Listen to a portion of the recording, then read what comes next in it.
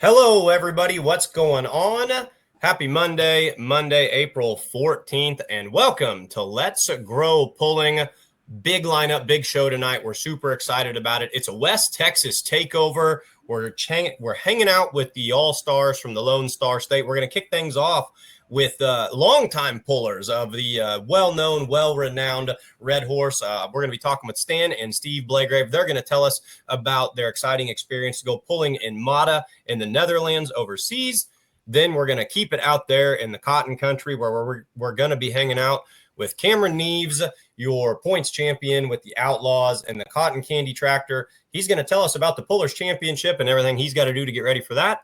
And then stay tuned at 8:30. We're going to go pulling through the past where current owner of the truck Lady Butterfly, Gene Dunn, is going to come on the show and tell us about the history of that truck. So let's get things rolling. Stan, Steve, thank you so much for joining us this evening. Love the backdrop. We've got the hood off and everything right there. Is the Red Horse, is it ready to go for 2025 pulling?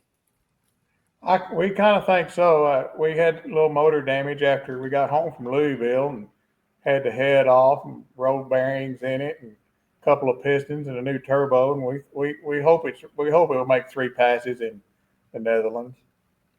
So that's got to be, quite an honor. We talked to Hans Boxler Jr. last year at the National Farm Machinery Show in 2024, and he, went in depth about his experience pulling overseas. And he says it's quite an experience.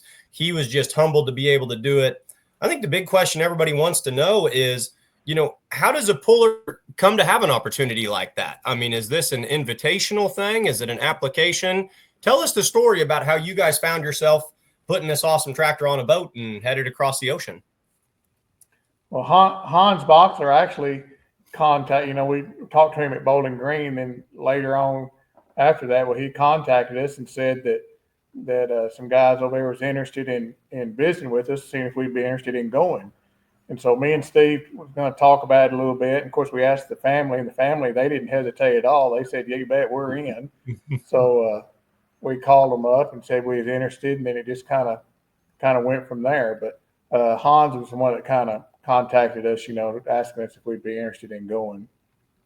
Now, is he going to kind of be a part of that? When I talked to him this year, he said, he really couldn't wait to get back. Is he going to hop over there and just kind of watch, or is he going to be kind of maybe traveling with you guys? What's his role in all this? He's going to be, he said, he said that that's really a big experience over there. He said that he didn't have any time to leave his pit area where he was at. There were so many people around there. He didn't have time to watch the show, look around the pits or anything.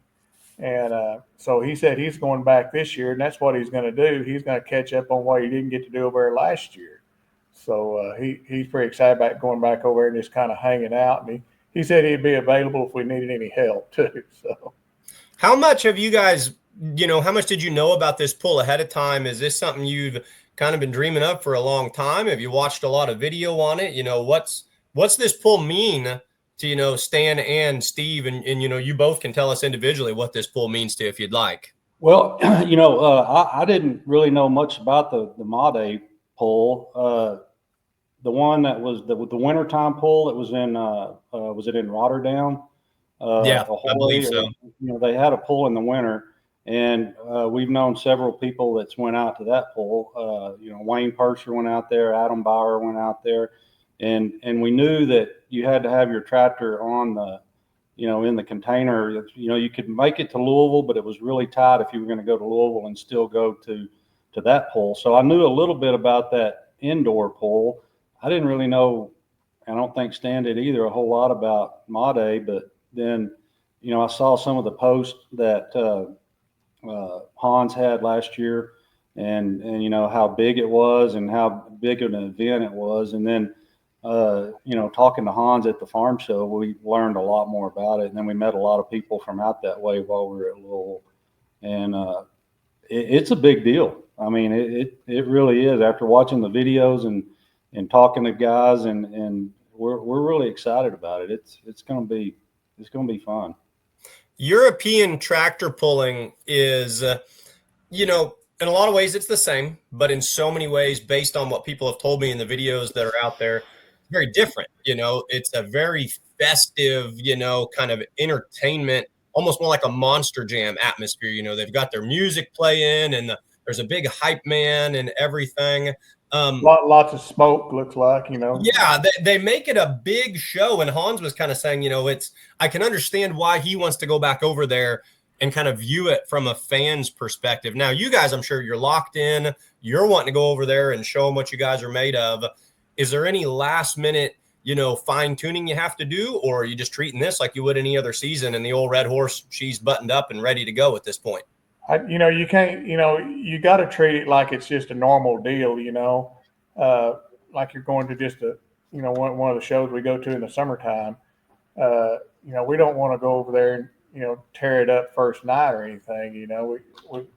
Our main scare is we got to make 3 passes with the thing when it gets over there. And, we just want to go over and experience what, all the hype that they're all talking about. So absolutely, you're going over there. It's going to be a ton of fun. It's an honor. But if you guys walked away with a 3rd place, a 2nd place, a 1st place, you probably wouldn't be too sad about that either. I mean, I'm sure, the tractor is going to be running as good as ever. One thing that I really like about your tractor, and you guys released a video that just shows this clear as day.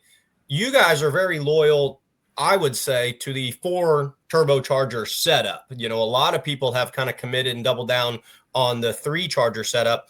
4 chargers. Is that your guys' just style and bread and butter? Is that something you're just happy with, or is that something the tractor just prefers? 4 turbos is what we had success with. And, I guess since the early 2000s is when we, started running the 4 turbo, which most everybody was 4 turbos then. And we've just kept tweaking that and working with that. And yeah, I would say we're definitely committed to the 4 turbo program. And, when they first started making the 3 charger system run, it was hard on that bottom charger, and they were taking it out a lot. And, we always felt like, those 2 on the bottom kind of split the load, where you wasn't quite as hard on one big one on the bottom. And, some people say that middle one's just kind of riding along. I think it's doing a little bit of a part there. And they've come a long ways with the 3 charger setup in the last 5 years. So, we're just going to keep tweaking this and try to make it work and get better with it. It's still hard on parts. I've never seen a video get shared. We were talking about the pulling community beforehand about how big and how small it is at the same time. And, there's just, once you get in that pulling community, you see a lot of the same people and faces. And when you guys posted the video with the hood off and said you were prepared for MATA, it was like the only thing on my feed, because every single friend had shared it, because it was such a neat video. It gives such a good, look at that charger system. Let's go ahead and take a look at that. And then after we watch it, you guys can even kind of break down to the fans just the basics of, how Red Horse breathes and lives and what it's going to be doing over there in the Netherlands. So Jason, if you want to play that video of theirs with the hood off, it's something really fun to watch. Fans, this is MATA. Like, this is their hype video that's on their Facebook page right now. So this place is legit. And like Stan or Steve said, I don't remember which one, but the fireworks and all the smoke and stuff like that. And then real quick, guys, you're not actually competing. You're just making exhibition passes, right? Is that the deal? Because they don't have a spur. You're going to run against the Alki tractors. No, as far as we know, is what we understand will be exhibition passes. Yes, okay. Sir. That's what I thought. And Hans told us that those screens on the far end and they're 9 stories tall. That's what you can see in this video right there. So it's a triple track too. Yes. We're going back to like the old days of Toma. I mean, this is like very few places will you encounter 3, pulling surfaces running simultaneously. And, they were showing them covering the track there a minute ago. Hans was saying that they could cover and uncover that track in a real short period of time. Yeah, it looked like they had rollers, almost like on a roller system.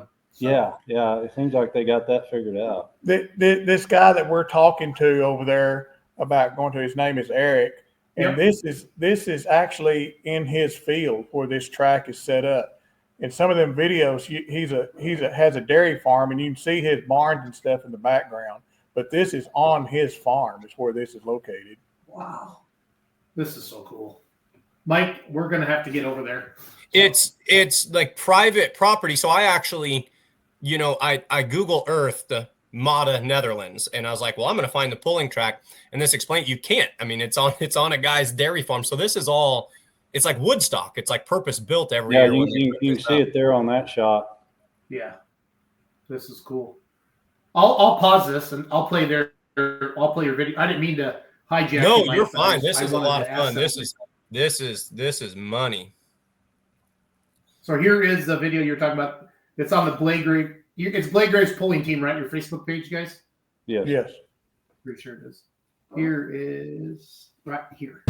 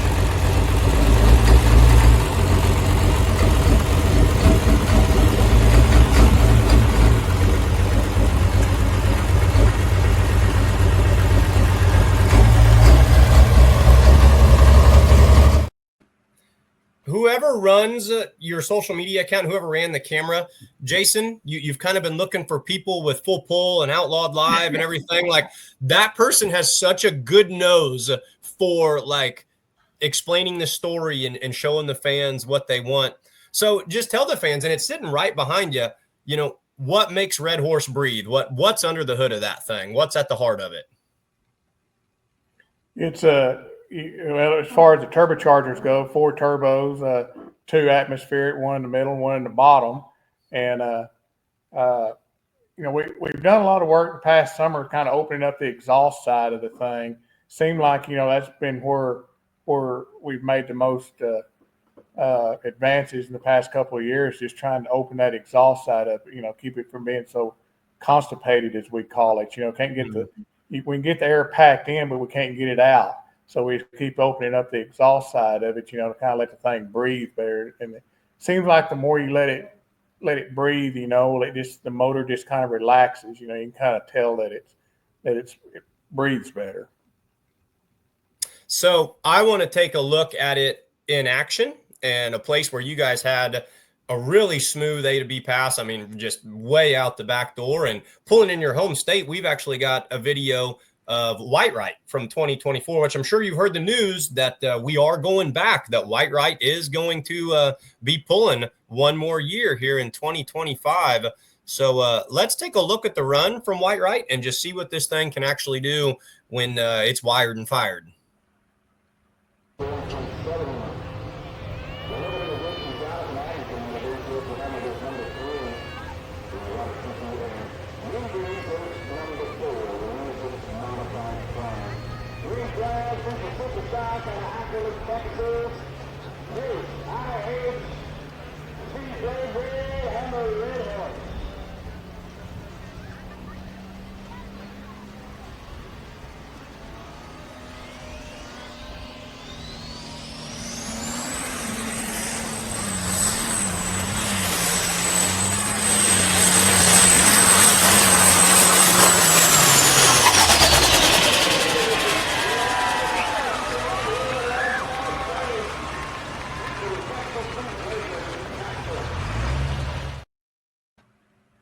So my first question is, who was driving at Whitewright, or do you guys take turns every other night? Yeah, we take turns. I believe at Whitewright, I may have drove both nights this time. But yeah, normally we actually the way we do it is if we go to Chapel Hill, Stan will drive both nights because, you kind of get your feet wet Friday night, and then you kind of got a better feel for the track Saturday night. So I think it's better if the same driver drives both nights on the same track. So we usually just, whatever event we're at, one of us will drive an event, and then the next event we'll switch out.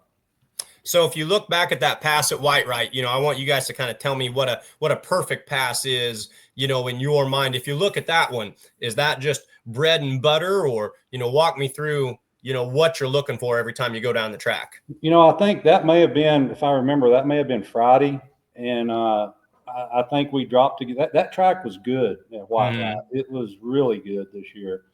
I mean, it was the best you could ask for. And I think Saturday night we dropped a gear, and I don't know but what, I wasn't a little happier with the second night. I'm not sure which night that was, but it didn't seem like it pulled its gear there towards the end as well as it should have. But I mean, it was, we drove off the track, so that's always a good pass if you can do that. We also had a new set of Pro Puller whole shot tires on that we was running, and we was real happy with the way they performed, and I think they helped it make that pass as well. Jason, I saw that you removed yourself from the stage because I thought you were afraid that I was going to ask you about, your take at Whitewright. And I thought, you were just like, okay, before Mike even has a chance, like, I'm just going to go ahead and go back here because Whitewright was not as kind to you as it was to your diesel superstock counterparts over here. Yeah, no, I really wanted to pull against Blagrave the first time in my whole life, and I was going to drive my tractor for the first time, and I realized that I'm not quite ready yet. Cameron Neves, I bought a starter from him, and Stan and Steve, it was so freaking hot, you guys, and they were laying under my tractor. And what kind of starter was that? A mag starter that I had on there? We don't have that anymore, Stan and Steve, but it's like what the minis and the two-wheelers have. So yeah, right, yeah. So that was the last. My Singer fixed that. We have a regular, a normal person starter now. My Singer. Well, me and Steve have been sitting on a pulling tractor since the '70s, so we got a few years on you there, I guess. No, it was fun. That's a perfect segue. There's so much that I want to do in this interview. I wish I'd have booked you guys for 2 hours, but you talk about you've been pulling since the 1970s, and I always do a segment later in the show called Pulling Through the Past, but I just couldn't bring you guys on the show and not show this to the fans. So a couple of my personal photos, and I showed them to you before we got started, but we've all seen what Red Horse looks like now, and you guys have talked a lot in this interview about getting that airflow out, and you guys switched to this dual exhaust system recently. So here's a beautiful picture of what you're working with right now. But if we go back a little bit, tell the fans kind of what we're looking at right here. Yeah, that's what we call the Red Thunder's 2 charger setup, and we put that tractor together in 1985, and we put it. We had always ran. Stan was running super stock. I was running pro stock before this, and so the 7 super class we kind of wanted to get into that lighter class. So we had Doug Drussel build us the frame, and then we bought the sheet metal from Sonny Crutcher, and we went up there to Paris, Tennessee, and put the sheet metal on and put the frame on it. And at this time, it still had a lot of bugs to work out. It didn't have any paint on the side shield, but after a year or two, it really got dialed in. It did. I tell you, it did good at Louisville in the 7 super class. We won Louisville 3 years in a row out there, but it had the right gear and the right combination, and it just back in that day it worked there. But yeah, and absolutely, that a lot of people might not realize that you guys did have 2 separate tractors, and you were telling me that you guys did go on to paint the side shields on that. But I bet if we polled most diehard vintage pulling fans. Now, anybody from my generation, you talk about Red Horse, they're going to picture this. But I bet there's many a fan out there that when you say the Red Horse from Ackley, Texas, this is going to be the photo that's going to come to mind right there.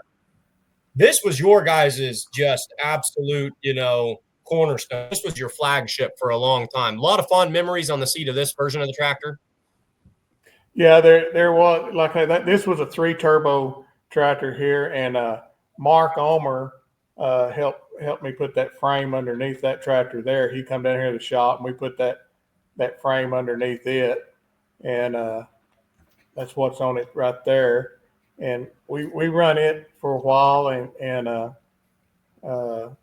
had a lot of success with that tractor. But like I say, I was telling you earlier before the show started, running both of them, we was getting both of them on the track and making passes with them, but we wasn't doing a good job of running them, and hats off to the guys that's running 2 or 3 of them vehicles, but just me and Steve by ourselves, we just couldn't handle it. So that's when we combined both of them together and just started running the one. It's so funny how often Mark Ulmer's name pops up when you start talking to people that have been in pulling a long time, or just, hey, tell me a quick story on this, or who helped you with that. And, yet again, like that, just, that's really interesting. But old Mark, he knows what he's doing. His finger's been in a lot of stuff over the years. I want to circle all the way back.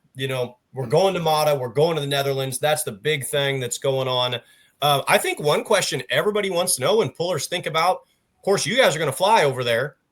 How's the tractor getting over there? How do you take Red Horse? And we do need to spend some time talking about Dark Horse as well, because you're not going over there with just the tractor. How are you getting both your pulling vehicles to the Netherlands?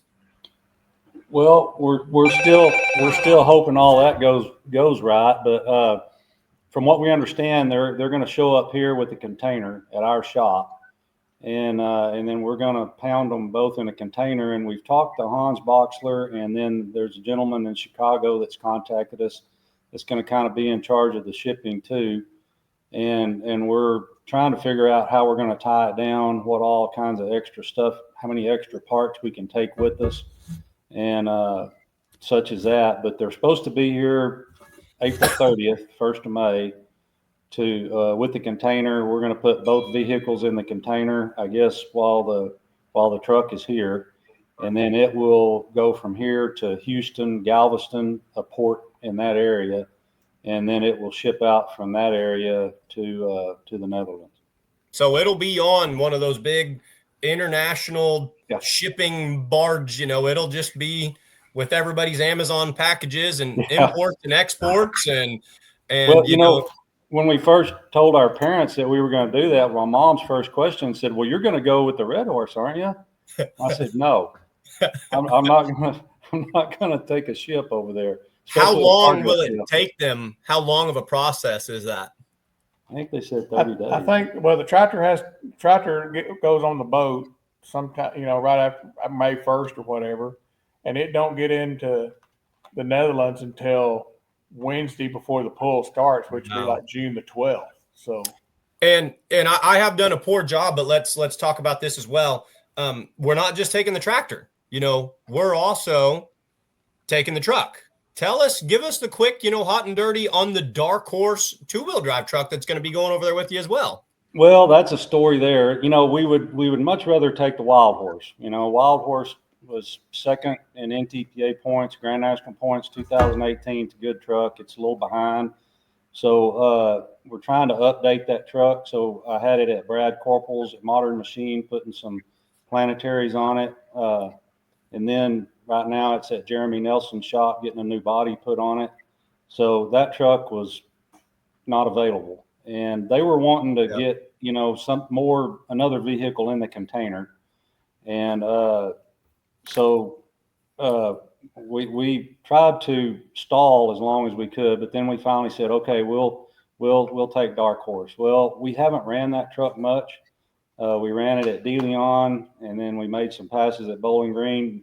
None of them were good passes. We crashed the front end twice on it. So we've been working on it quite a bit. Hopefully we'll kind of get some of the bugs out of it. It's a good looking truck, just hadn't made any good passes down the track yet.